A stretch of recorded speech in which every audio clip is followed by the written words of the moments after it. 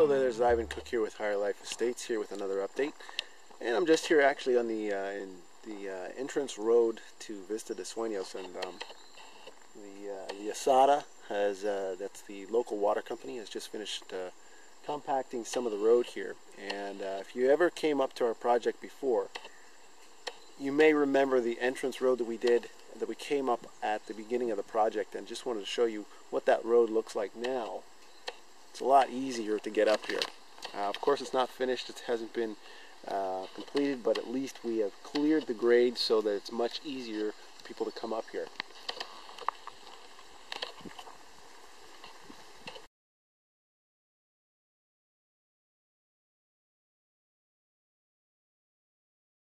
Lleno y corte. Eso es lo que yo tengo en la...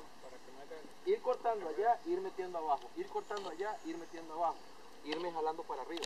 Para que quede...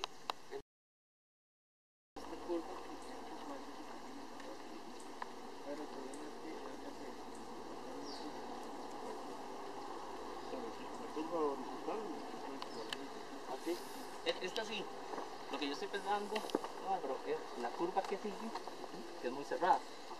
Yo la quiero que es justamente esta que estaba marcando yo acá.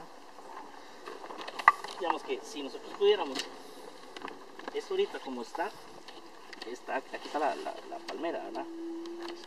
Ajá, esa curva es esta. Ajá. Es esta. O sea, digamos, el teolito está aquí, digamos, eso, prácticamente. Es esta. Entonces, digamos, para que si pudiéramos cortar acá, ¿qué implicaciones tendríamos, digamos? Siempre que estemos... Porque tocamos el 18, lo que pasa es que quedaría todo así. Lo que pasa es que este lote le quedaría una punta aquí, ¿verdad?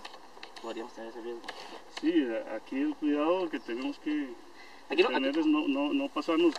O sea, tenemos 9 metros de esta línea para correr así. Just another little piece of what we're doing here at Vista De Sueños. Hope you're all having a great day.